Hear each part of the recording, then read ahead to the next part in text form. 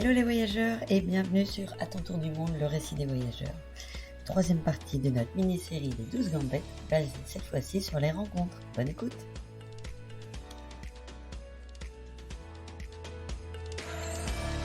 Votre van, c'est une véritable maison. En plus, 9 mois à 6. Moi, j'ai vu quelques vidéos sur votre compte Instagram. Ça a l'air ultra organisé. Est-ce que vous pouvez nous décrire un peu le quotidien dans le van? Alors le van, il est ultra optimisé au millimètre près et Quentin a fait tous les rangements. On a fait quelques petites vacances d'abord pour voir ce qu'on avait besoin et du coup, il a tout construit par rapport à vraiment nos besoins. Donc ça, il est vraiment super. Il faut savoir que c'est notre véhicule de tous les jours de base. C'est pas un véhicule qui est aménagé, c'est vraiment une petite camionnette, voilà, voiture, quoi. Donc dedans, on a six places assises. À la base, on a 8 places, on a enlevé 2 sièges. Et puis après, on a essayé d'optimiser l'espace et les rangements, notamment au niveau du coffre. Et puis après, on a simplement une tente de toit dans laquelle on dort tous les 6. Alors, une journée type, c'est vers 8h15, des petites mains qui commencent à caresser ton visage parce on dort tous collés serrés. Puis une autre petite tête qui se réveille avec les cheveux tout hirsutes, qui vient se coller à toi pour te faire un gros câlin. Tout le monde se réveille petit à petit, il y a une petite fenêtre qui s'ouvre, on regarde par la fenêtre, on regarde s'il pleut, si le ciel est bleu. Et puis petit à petit, comme ça, tout le monde se réveille à son aise, on se fait des câlins, on se réveille vraiment tranquille. Toujours un qui va descendre pour faire son petit pipi, puis un autre, puis on installe la table dehors, puis on sort tout pour le petit-déj, on commence à déjeuner. Mais tout en douceur, on prend le temps de déjeuner, ce qu'on ne faisait pas du tout quand on était à la maison. On déjeune dehors, parce que tout se passe dehors, on n'a pas d'intérieur. Enfin, quand il pleut, c'est vrai que c'est pas notre meilleure configuration. Mais on a eu la chance, on a quand même suivi le soleil, et puis on a eu du très bon temps, même s'il y a des matins où on avait notre écharpe, notre manteau. Donc, petit déjeuner, en général, le temps de ranger toute la tente, etc.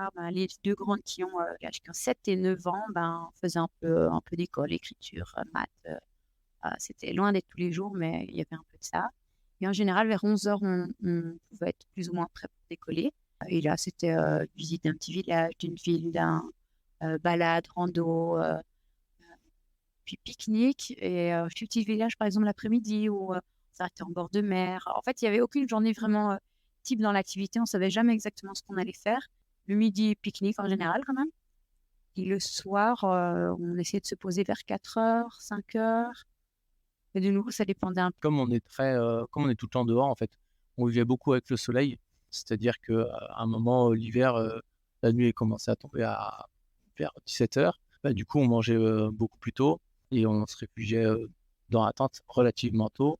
Après, quand on faisait des rencontres, donc on parlait tout à l'heure des rencontres de locaux, comme on l'a dit, en van, on a rencontré moins de locaux sur le long terme, on va dire, des rencontres plus brèves. Par contre, on a rencontré énormément de voyageurs. Et donc, quand on était sur des spots où il y avait des voyageurs avec des enfants ou même sans, généralement, le soir, on faisait un feu, ce qui nous permettait de rester dehors plus longtemps. Du coup, on faisait à manger sur le feu. Avant ça veut dire aussi qu'il y a une recherche de bois. Et puis, Les missions bois, c'était vraiment quelque chose qui nous tenait à cœur. Les Yunai qui venait d'avoir 2 ans, ils partaient avec les gars ou les filles. Enfin, on y allait tous, hein, mais ils ramenaient des petits fagots de bois avec son frère tirés par la corde. Enfin, ils avaient vraiment. Et d'ailleurs, quand on se baladait la journée, parfois ils venaient avec un morceau de bois dans chaque main en disant non, on va pas faire de feu maintenant. Et ils étaient vraiment conditionnés par. En fait, c'est tout un nouvel apprentissage, quoi. C'est pas on apprend à mettre sa veste tout seul à l'école ou accrocher son manteau au porte-manteau, enfin ce qu'on peut apprendre vers ces âges-là, fin de la crèche, début de l'école. Ici, c'était tout à fait autre chose, quoi. À 1 an et demi, il montait à l'échelle de la tente de toit, il allait chercher le feu. Les filles, elles allumaient le feu. Voilà, c'est tout un autre apprentissage, plein d'autres choses, en fait. Ouais, c'est ça, c'est l'apprentissage de l'autonomie, mais d'une manière très différente qu'à l'école, quoi. exactement. Ouais. Au niveau cuisine, comment ça se passe? Alors, au niveau cuisine, on a dans le coffre, on a un meuble cuisine, donc on a 2 feux qui sortent sur gaz.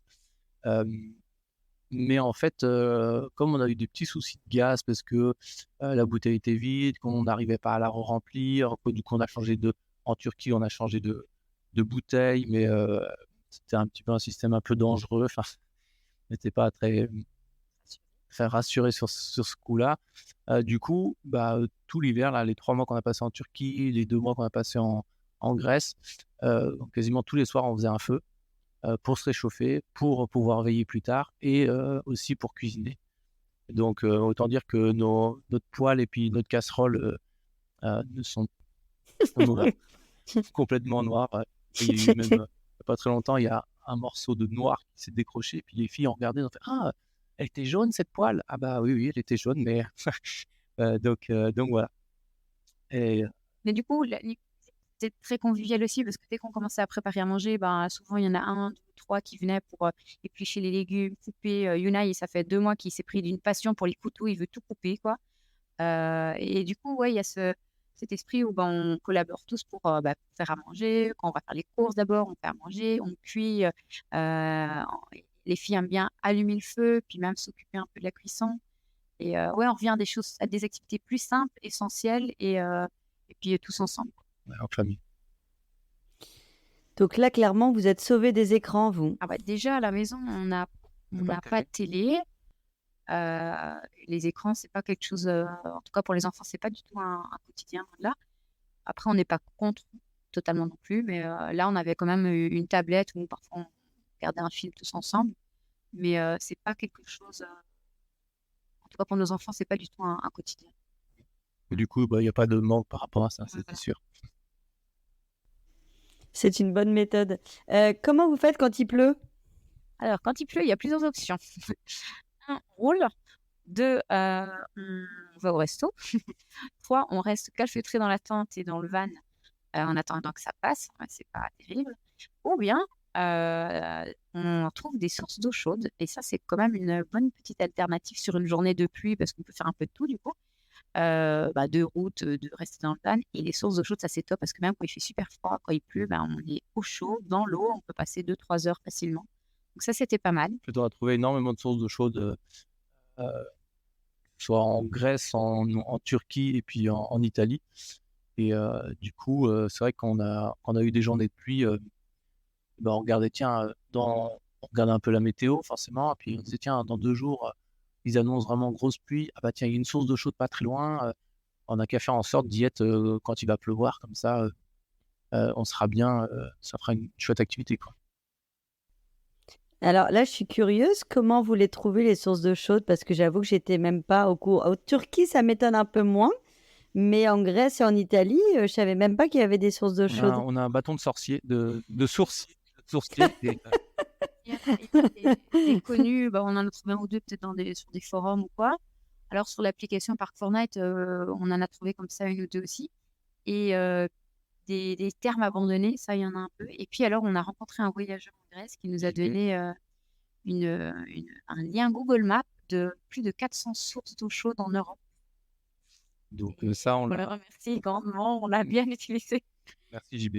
Mais outre ça, on peut les trouver en faisant des recherches. Par exemple, en Toscane, il y en a quand même pas mal. Quand tu tapes source d'eau chaude sur internet, tu trouves en fait. Voilà. Mais donc, ouais, on en a trouvé vraiment beaucoup.